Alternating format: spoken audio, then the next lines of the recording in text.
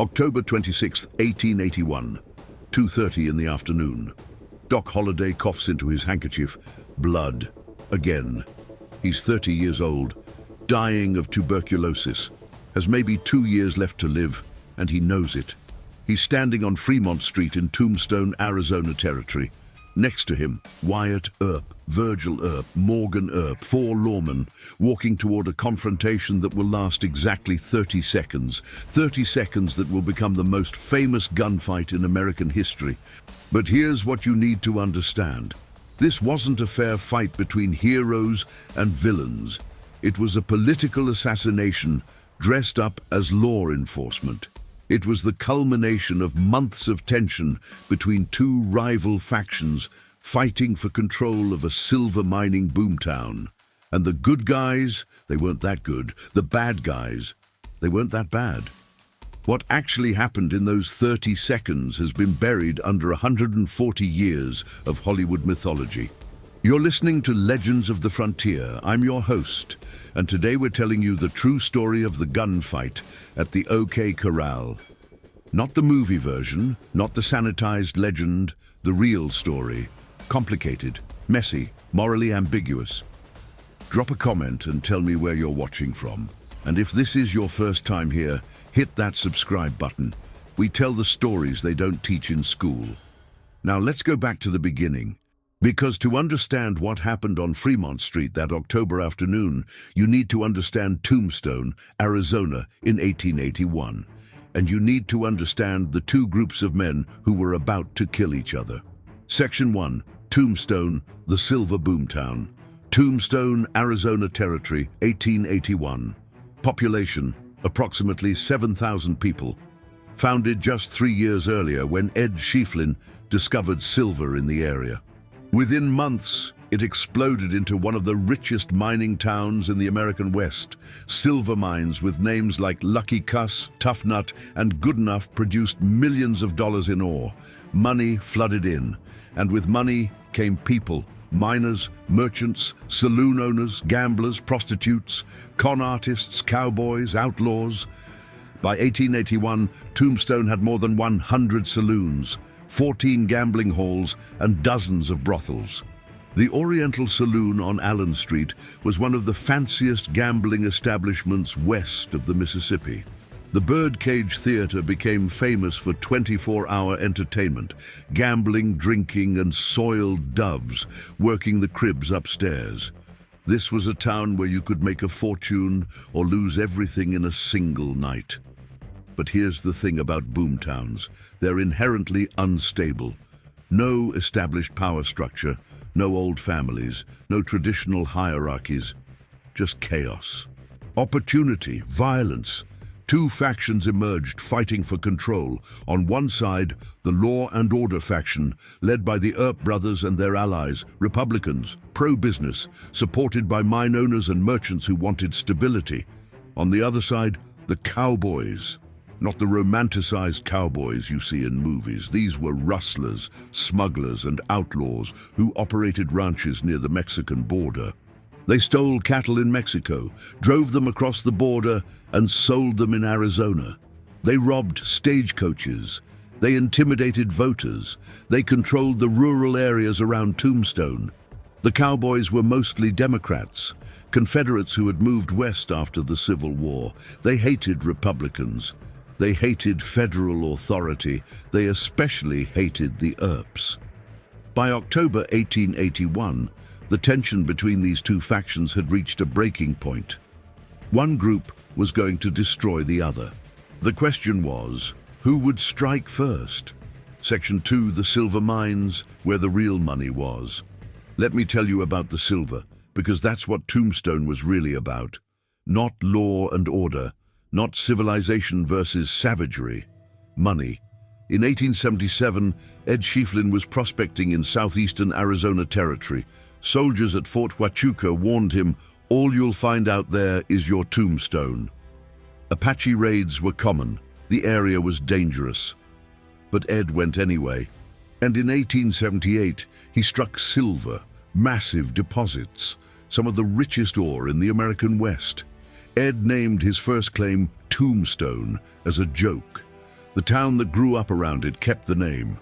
By 1881, Tombstone's mines were producing over $40 million in silver annually. That's roughly $1.2 billion in today's money. The Tough Nut Mine, the Goodenough Mine, the Grand Central Mine, they ran 24 hours a day, hundreds of miners working underground in shifts. The ore was crushed in stamp mills, processed, shipped east on wagons and trains. Everyone in Tombstone was connected to the silver economy. Mine owners, investors, suppliers, teamsters, saloon owners who sold whiskey to miners, and the Earps. Wyatt Earp owned mining claims. He invested in mines. He guarded silver shipments for Wells Fargo. His financial future depended on Tombstone remaining stable and profitable. The Cowboys threatened that stability.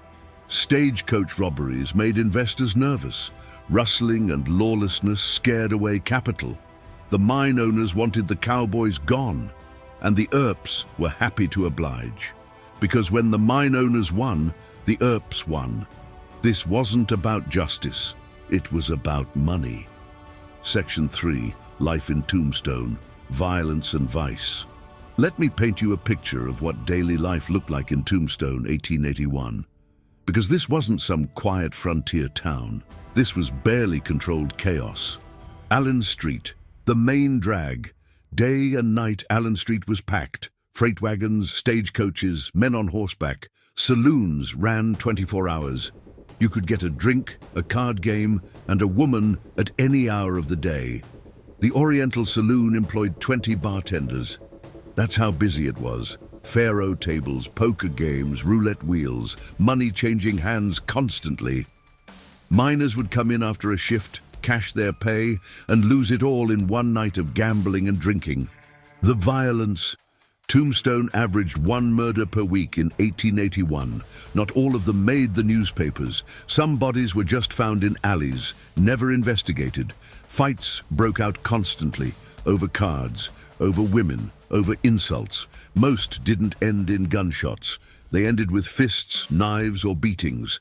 But gun violence was common enough that nobody was surprised when shots rang out. The Boot Hill Cemetery filled up fast. Most of the graves were unmarked. The law.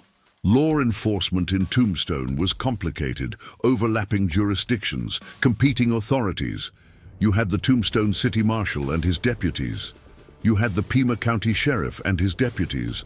You had U.S. Marshals with federal authority. All of them claimed jurisdiction. All of them had different political allegiances. This is why the Earps could act with such impunity. They held multiple badges. They worked for different authorities. They could always claim they were acting legally, even when they weren't. Women in Tombstone. Tombstone in 1881 had about 7,000 people, roughly 1 woman for every 3 men. Some were respectable wives and daughters of mine owners and merchants, but many were prostitutes working in brothels, cribs, or dance halls. The Birdcage Theatre alone employed dozens of soiled doves. This wasn't scandalous. It was just business.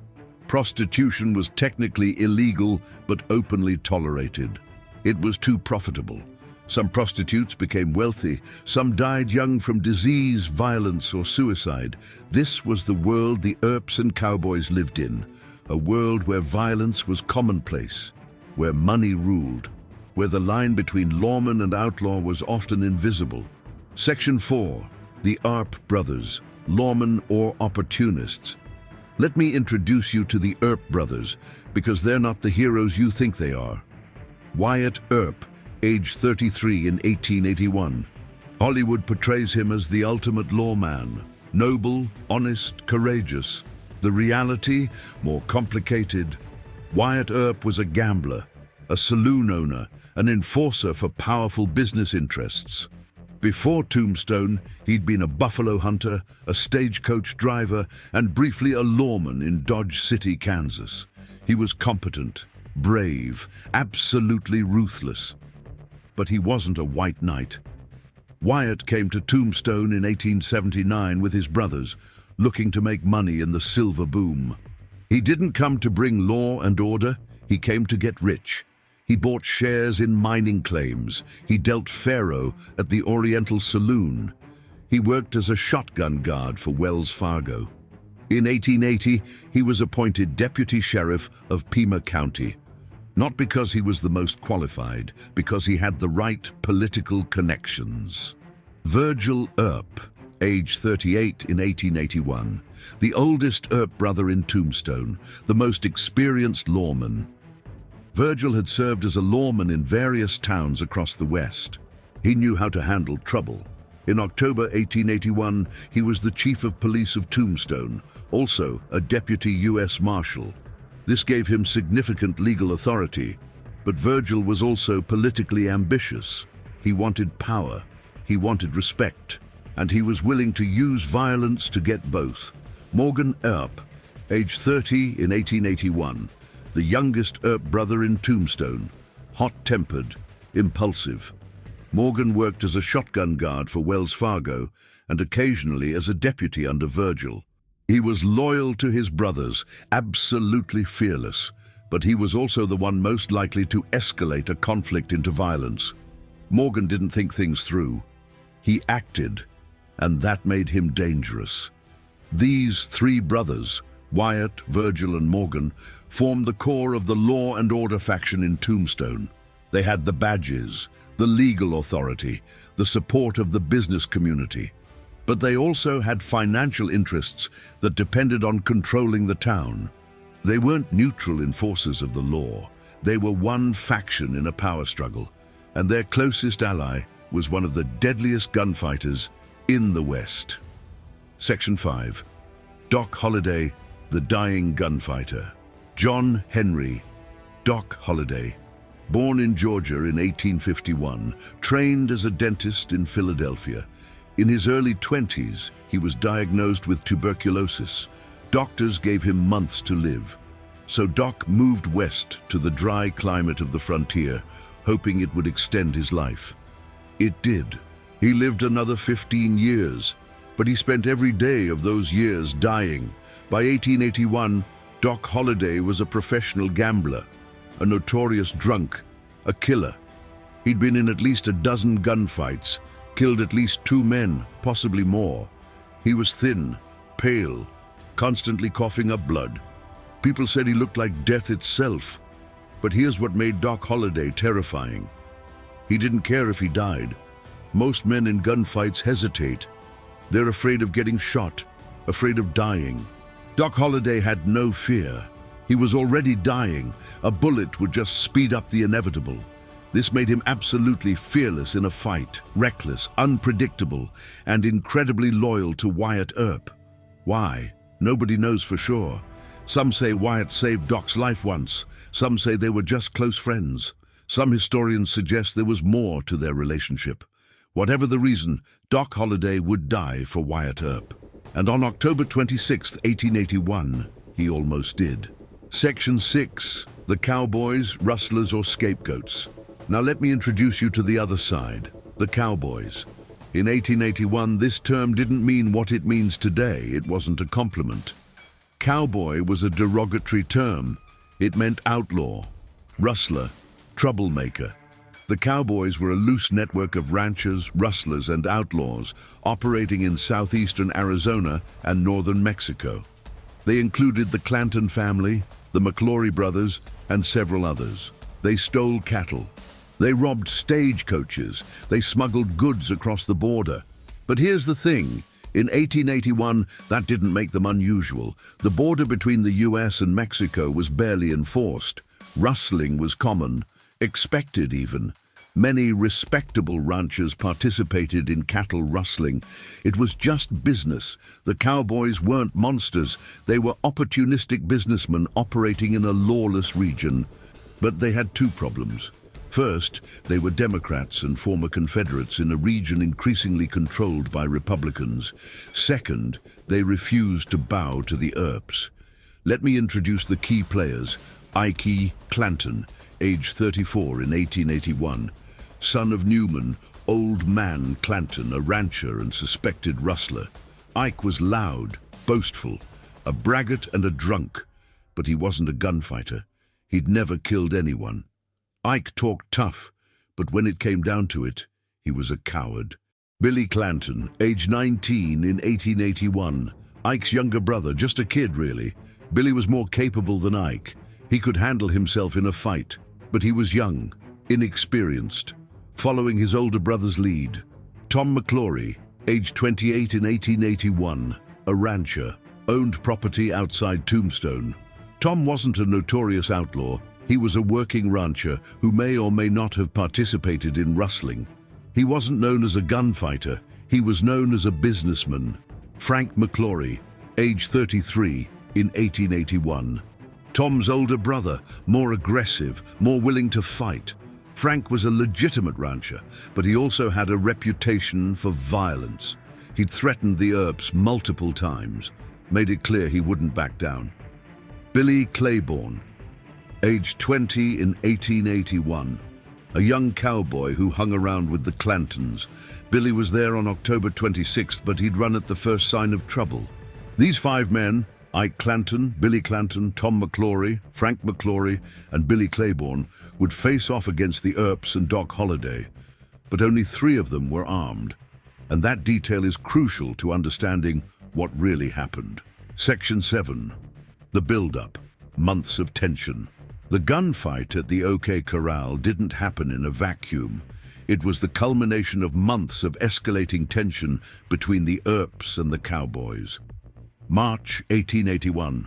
A stagecoach robbery goes wrong. 2 men are killed. The Cowboys are suspected. Wyatt Earp and his brothers investigate. They accuse the Cowboys. The Cowboys deny it. No one is ever convicted. But the Earps are convinced the Cowboys are guilty, and they're furious. July 1881. Old Man Clanton and several cowboys are killed in an ambush while driving stolen cattle. Who killed them? Probably Mexican bandits seeking revenge for cattle rustling. But some cowboys believe the Earps were involved. The feud intensifies. October 25th, 1881, the day before the gunfight, Ike Clanton spends the entire day drinking and gambling in Tombstone. He's furious with Doc Holliday.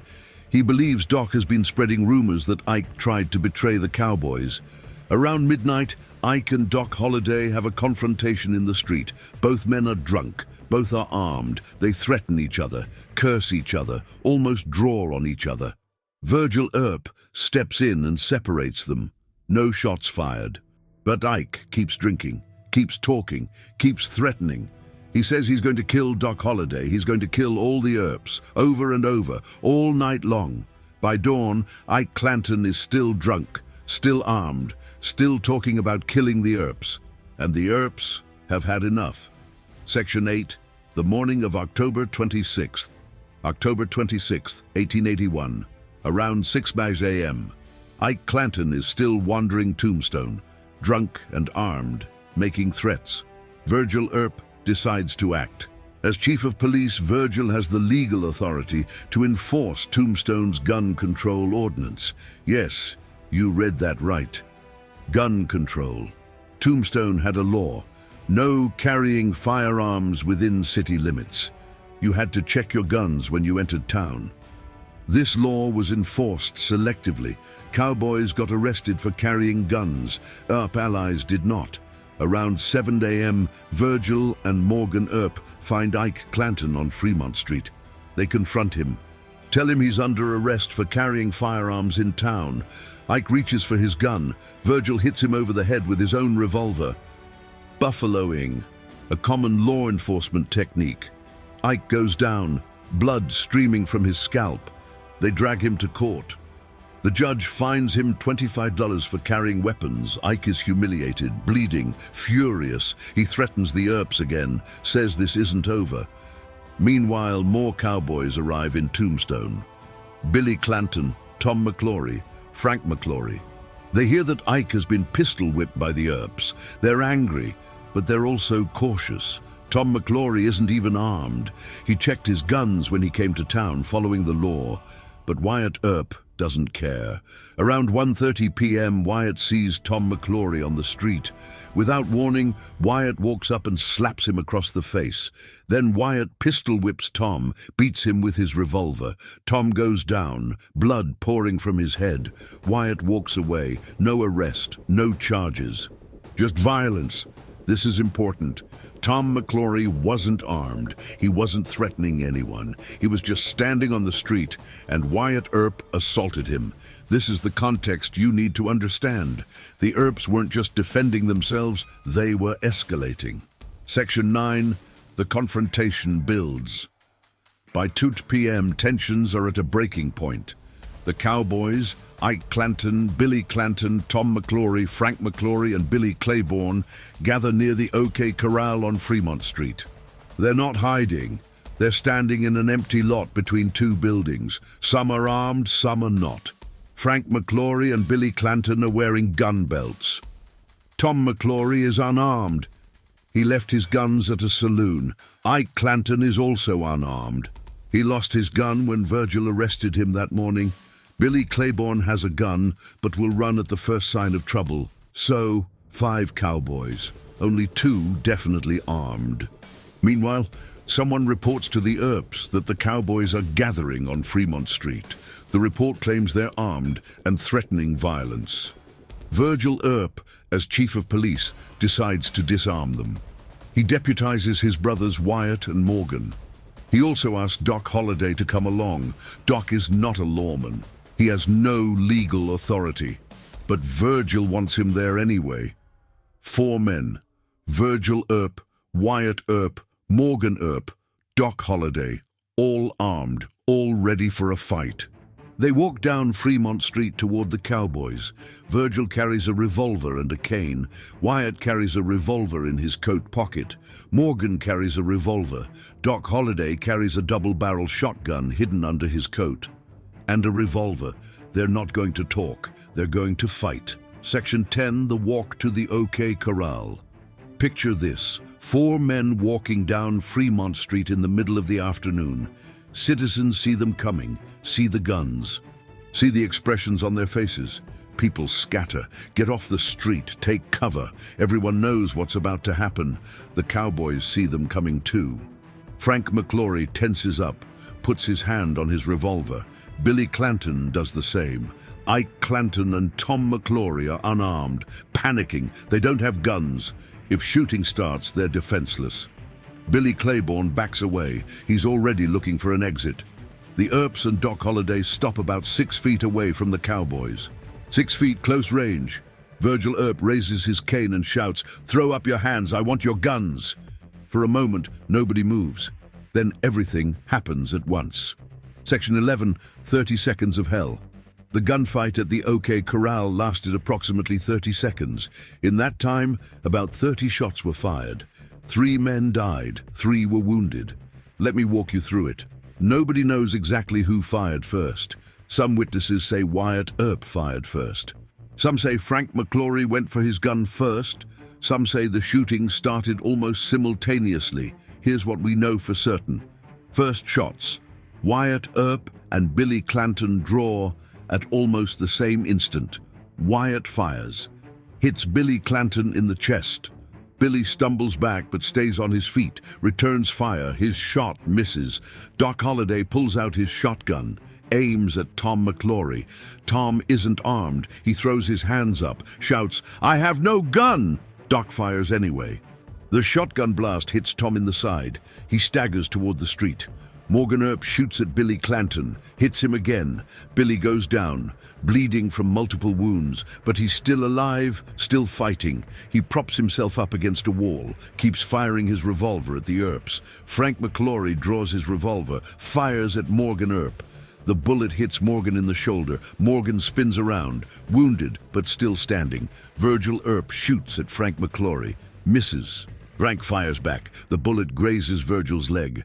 Ike Clanton, unarmed and terrified, runs straight at Wyatt Earp. He grabs Wyatt's arm, begs him, "Don't shoot me! I'm not armed!" Wyatt shoves him away. "The fight's started! Get to fighting or get out!" Ike runs, sprints into a nearby building, hides. Billy Claiborne also runs. He's gone. Now it's 3 against 2. The Earps and Doc versus Frank McClory and Billy Clanton. Tom McClory is staggering in the street, gut-shot, trying to pull a rifle from a horse's scabbard. Doc Holliday shoots him again. Tom collapses, dead or dying. Frank McClory is hit multiple times now, chest, stomach, but he won't go down. He fires at Doc Holliday, misses. Doc fires back, hits Frank in the head. Frank McClory drops dead. Billy Clanton is still propped against the wall, bleeding out, firing his revolver. He's been shot 3 times. He's dying. But he keeps shooting until his gun is empty. Someone shouts, "He's done!" Billy Clanton slumps over, dead. The shooting stops. Total time, 30 seconds, maybe less. Section 12. The aftermath. Blood in the street. Smoke hangs in the air. The smell of gunpowder. The sound of groaning. 3 cowboys dead. Billy Clanton, age 19, Frank McClory, age 33, Tom McClory, age 28, 3 lawmen wounded, Virgil Earp, grazed in the leg, Morgan Earp, shot in the shoulder, Doc Holliday, grazed. Wyatt Earp was untouched, not a scratch. Ike Clanton and Billy Claiborne ran. They weren't hurt. Within minutes, a crowd gathers, staring at the bodies, staring at the Earps. Some people are cheering. The law won.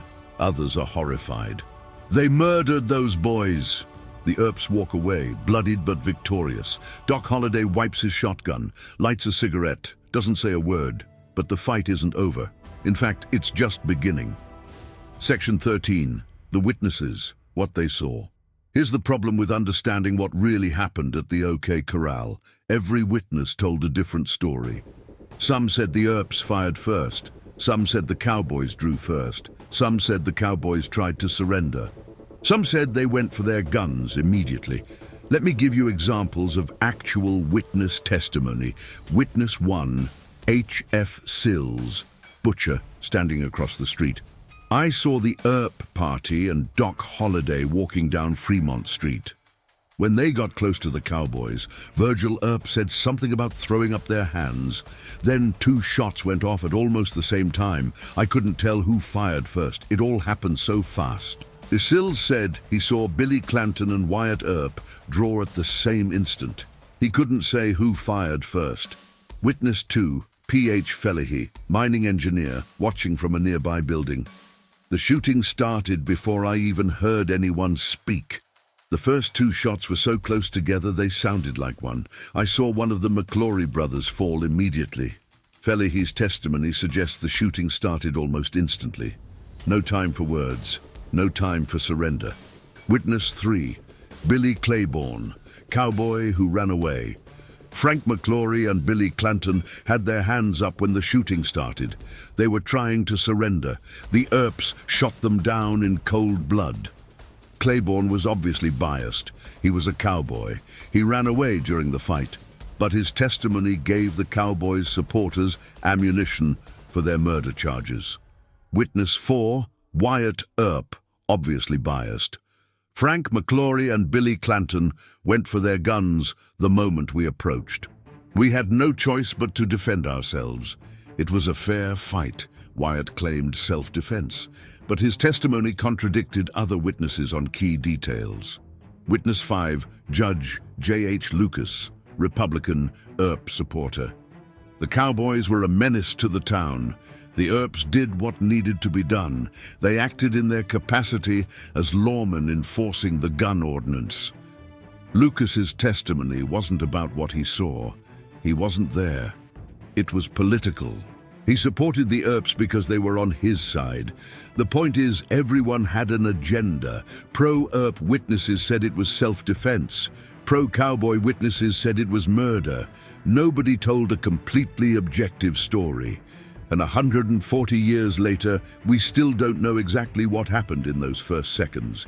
Did Wyatt fire first? Or Billy Clanton? Or did they fire simultaneously? Does it even matter? Both sides were ready to kill. Both sides got what they came for. Violence. Section 14. The trial. Murder or self-defense. Within days, the Earps and Doc Holliday are charged with murder. Not arrested, charged. The Cowboys supporters demand justice. They say the Earps ambushed and murdered 3 men, and they have a point. Tom McClory was unarmed. He had no gun, and Doc Holliday shot him with a shotgun. That looks like murder. Billy Clanton was 19 years old. He was shot multiple times while trying to surrender. That looks like murder. Frank McClory drew his gun, yes, but only after the shooting started. Was he defending himself or attacking lawmen? The trial lasts a month. Witness after witness testifies. Some support the Earps, some condemn them. The defense argues self-defense. The Cowboys were armed and dangerous. The Earps had to act. The prosecution argues murder. The Earps escalated the situation. They could have arrested the Cowboys peacefully. The judge has to decide, were the Earps defending themselves or did they commit murder? In the end, the judge rules in favor of the Earps. He says the shooting was justified.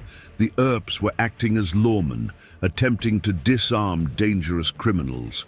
Case dismissed. But here's the thing. The judge was a Republican, a political ally of the Earps. The trial wasn't impartial. It was political. Half of Tombstone believed the Earps were heroes who stopped dangerous outlaws. The other half believed the Earps were murderers who abused their power. And the Cowboys wanted revenge. Section 15. The Vendetta, the Earps' War. December 28, 1881. 2 months after the gunfight.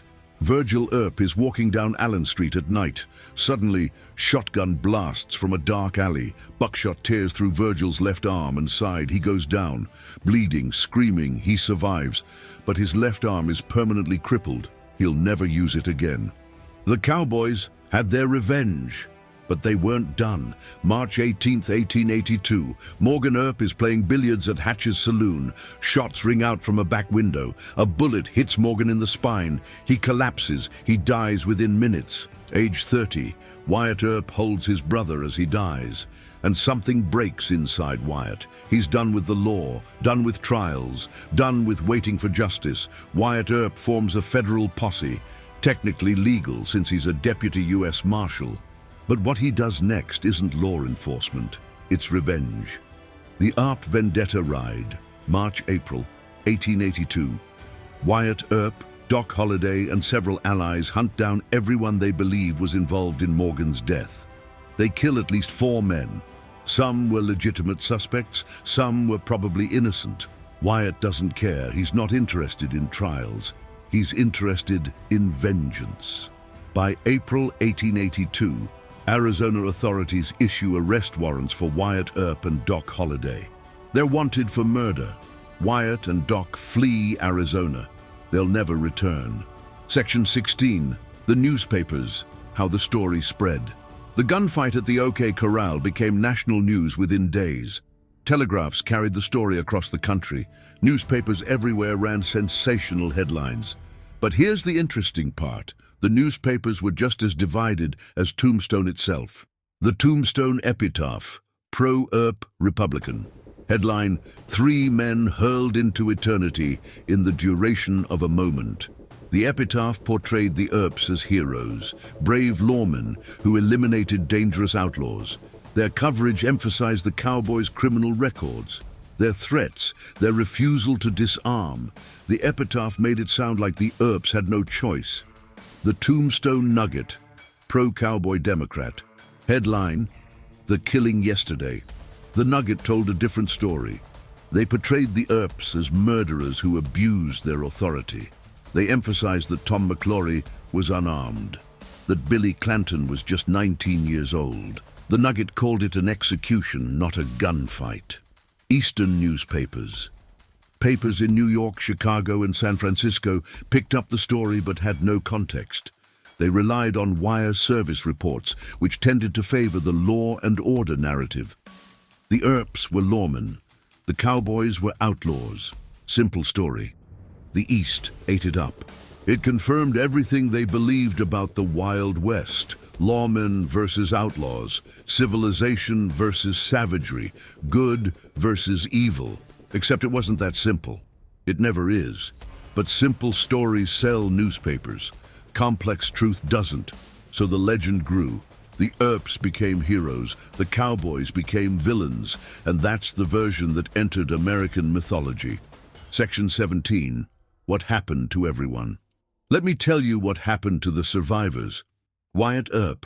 After fleeing Arizona, Wyatt spent the next 40 years drifting across the West. He ran saloons, worked as a referee, invested in mines. He never returned to Tombstone. In the 1920s, Wyatt hired a writer to tell his story. He portrayed himself as a heroic lawman. That's the version Hollywood picked up. Wyatt Earp died in 1929 at age 80, in bed, peacefully. Doc Holliday. Doc left Arizona with Wyatt, but they eventually parted ways. Doc's tuberculosis got worse. He could barely walk, could barely breathe. In 1887, he checked into a sanitarium in Glenwood Springs, Colorado. He died there on November 8, 1887, age 36. His last words, looking at his bare feet, "This is funny." He'd always said he'd die with his boots on. He was wrong. Virgil Earp.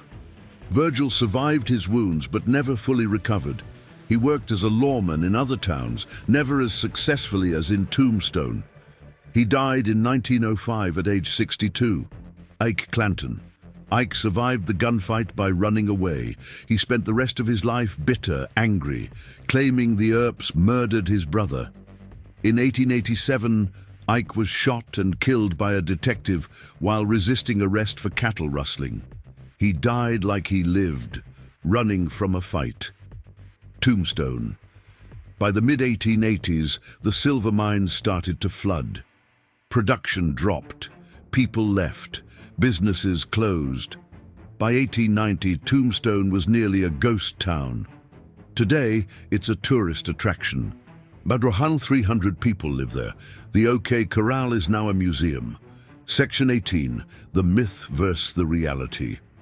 Here's what Hollywood tells you about the gunfight at the OK Corral. Heroic lawmen faced down evil outlaws in a fair fight. Good triumphed over evil. Here's what actually happened. Two rival factions fought for control of a boomtown. One faction had badges, the other didn't. The faction with badges won. But neither side was good or evil. The reality, the Earps were not selfless lawmen.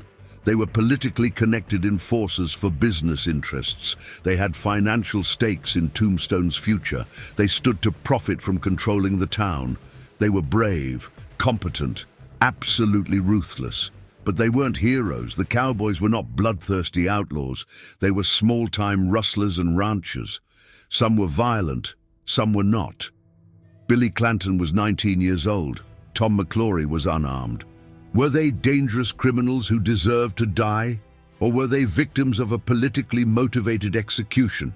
The honest answer, both. They weren't innocent, but they weren't monsters. The gunfight itself, it wasn't a fair fight. It was 4 armed men confronting 5 men, only 2 of whom were definitely armed. The Earps claimed they were trying to disarm the Cowboys peacefully, but they walked up with guns drawn, ready to shoot. The Cowboys claimed they were ambushed.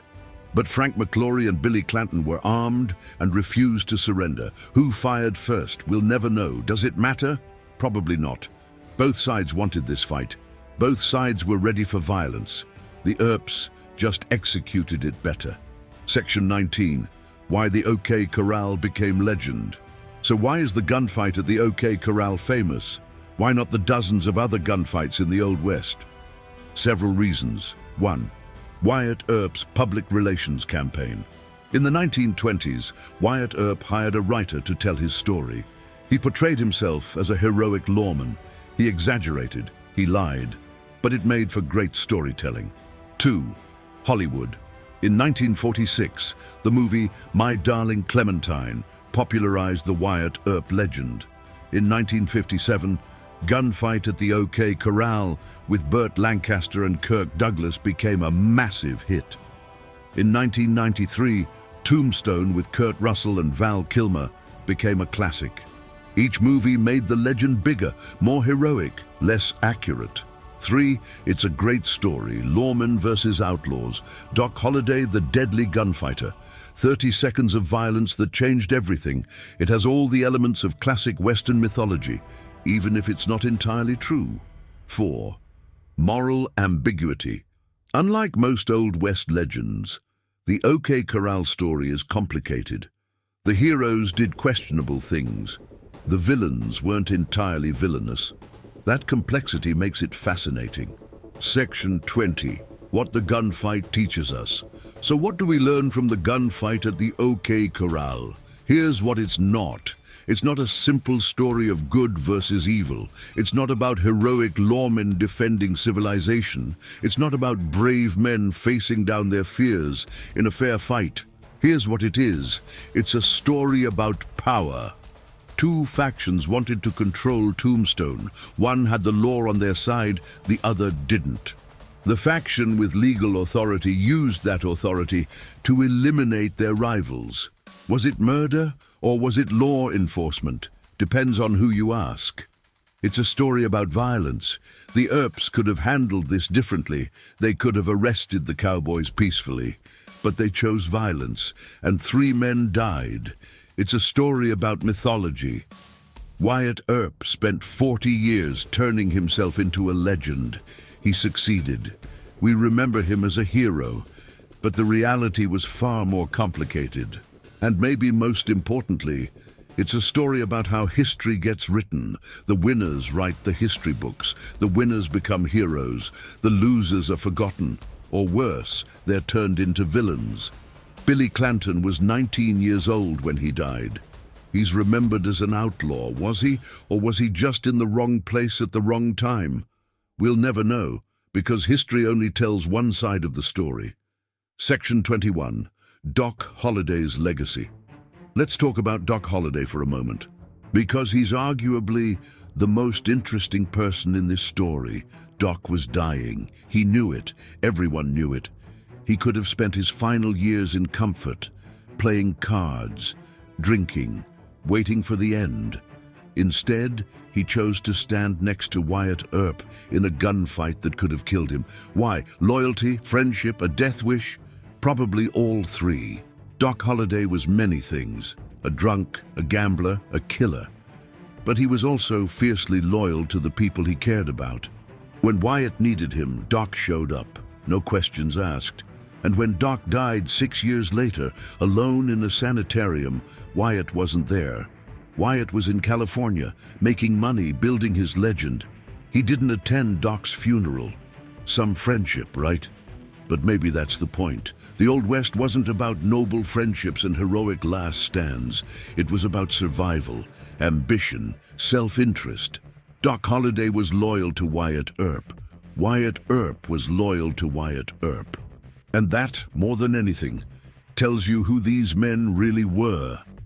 Section 22. The OK Corral today. Today, the OK Corral is a tourist attraction in Tombstone, Arizona. You can visit the site where the gunfight happened. There are markers showing where each man stood. Actors reenact the gunfight multiple times daily. Tourists take photos. It's become mythology, entertainment, Disney-fied history. But if you go early in the morning, before the tourists arrive, you can stand in that vacant lot and imagine what it was really like. The fear, the anger, the sound of gunshots echoing off adobe walls. 3 young men dying in the dirt. For what? Power? Pride? Politics? History doesn't remember their side of the story. It remembers Wyatt Earp's version. And maybe that's the real tragedy of the gunfight at the OK Corral. Not the violence, not the deaths, but the fact that we only remember one side. On October 26, 1881, 4 lawmen confronted 5 cowboys on Fremont Street in Tombstone, Arizona. 30 seconds later, 3 men were dead. The Earps claimed self-defense. The Cowboys' supporters claimed murder. The truth? Somewhere in between. This wasn't a fair fight between heroes and villains. It was a power struggle, a political assassination, an execution dressed up as law enforcement. Wyatt Earp spent the rest of his life turning it into a legend, and we believed him because we want to believe in heroes. In good guys and bad guys, in simple stories with clear morals. But the Old West wasn't simple, and neither was the gunfight at the OK Corral. Here's what's important to remember. Billy Clanton was 19 years old. He died in the dirt on Fremont Street. Tom McClory was unarmed, shot with a shotgun at close range. Frank McClory was a rancher trying to protect his brother. Were they outlaws? Maybe. Were they dangerous? Possibly. Did they deserve to be executed without trial? That's the question history can't answer, because the winners wrote the history. And the winners said yes. The Earps went free, built legends, made fortunes. The Cowboys went into graves, were forgotten, became villains. And 140 years later, we're still arguing about who was right. Maybe that's the real lesson of the OK Corral. History isn't about facts, it's about narratives. And whoever controls the narrative controls how we remember the past. If you made it this far, thank you. These are the stories that need to be told. The complicated ones. The ones that make you think. Do me a favor, hit that like button. It helps more people discover these videos. Subscribe to Legends of the Frontier if you want more, and drop a comment. Tell me, do you think the Earps were heroes or murderers? I read every comment. Next episode, we're covering the Johnson County War. Cattle barons versus small ranchers. Hired guns. Government conspiracy. The biggest range war in American history. You won't want to miss it. I'll see you there.